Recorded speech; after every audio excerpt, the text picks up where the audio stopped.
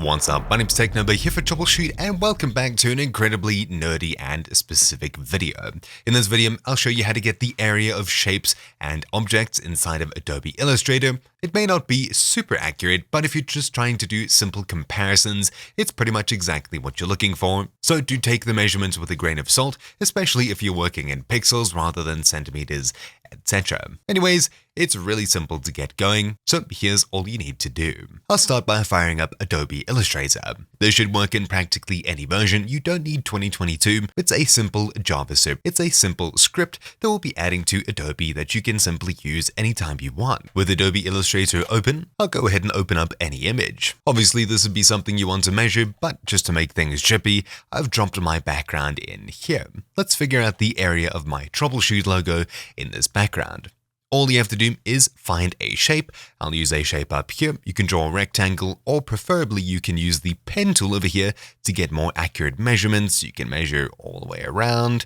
Maybe I'll just expand a bit here to cover a bit more. Why not? Show that this works with even odd angles. Yes, of course, I am completely destroying anyone's OCD at the moment, but I'll quickly do this. And now with a very odd shape, what's the area of this? Well, let's go ahead and create an add-our script that we can get to simply by hitting File, then Scripts, and you'll see Area Script over here. It's really simple to get to, and clicking that will tell me the area of this shape, but first we need to add it, otherwise you won't have that option. All we need to do is navigate across to where Adobe Illustrator is installed. The easiest way to do this, in my opinion, is open your Task Manager with Control, Shift, and Escape, head across to the Processes tab. Yes, mine looks a bit different. I'm on Windows 11 Insider. Right-click Adobe Illustrator and click Open File Location. If it doesn't have that button, expand, locate AI Robin 2022, or whatever the correct Illustrator version is for you. Right-click and click Open File Location. This will then open up a new file browser. As you can see, AI Robin, but we're inside of C Program Files, Adobe Illustrator, Support Files, etc. We'll head back to Adobe Illustrator 2022 in our Program Files, then into the Presets folder, ENUS, and inside of here, Scripts. Let's go ahead and add another item here. You can't just right-click New and add an item here. We need to do it on our desktop or somewhere else. For this, I'll open up a new file browser, and I'll head into my documents. Inside of here, I'll right-click, hover over New, and select Text Document. Then, if you see .txt at the very end, awesome, select everything including that, and type in same area.jsx.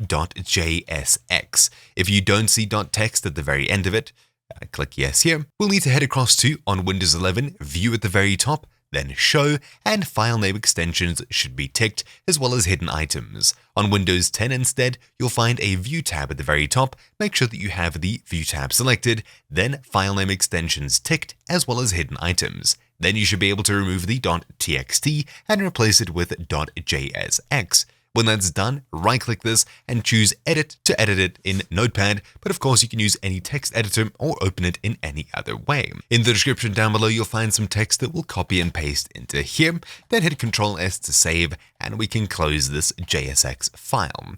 Then we'll be copying it from your desktop, or moving it from your desktop, or wherever it is, and we'll be placing it into C Program Files, Adobe Illustrator, Presets, ENUS, Scripts.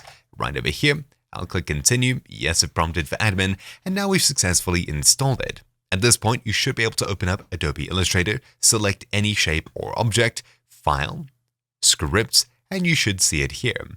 Otherwise, you may need to restart Illustrator first. So, reopening my project, I'll once again select my layer over here, File, Scripts, and now you can see Area. I'll click this, and on our screen, Area in millimeters, Area in inches. There we go.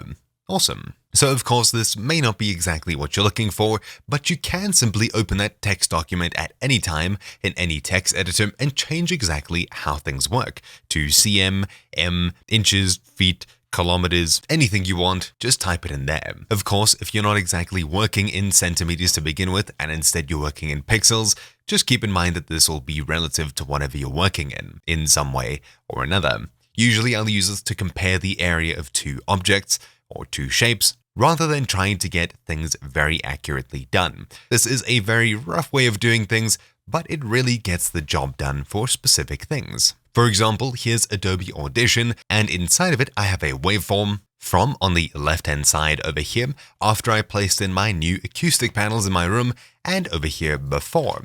I wanted to figure out the difference in frequencies.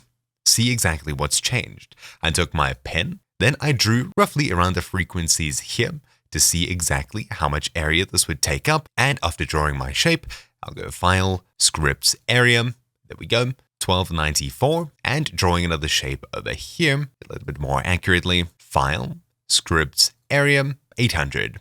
So this is really what I use it for. I'd only really recommend using something like this for comparing things, comparing areas, rather than very specific work. If you're doing floor designs and things like that, you may find better help elsewhere. Illustrator may not be the best tool for you, but if you're used to it and you just need some simple ideas about area, this is pretty much exactly what you're looking for. It is what it is. That's the guide. It's really as simple as that. Now that you have it, you can get to that script at any stage, whenever you'd like. It's still in here, and you can customize it as you see fit. In the description down below, you'll also find the Adobe community linked, and it's this over here. Something about getting object length in 3D. I'm not really interested in that, but they have posted a script over here that could be quite useful. It's very easy to customize, and scrolling down, you'll see it collects the total area, length, etc., and it displays them in inches and centimeters squared. It's pretty much the same, but different. I personally just prefer this one because you can more easily choose decimal places up here, and it's got a little squared icon included. It's just plug and play, zero effort. You're exactly where you hoped you'd be. Thank you all for watching. My name's been Techno, here for Troubleshoot, and I'll see you all next time. Ciao.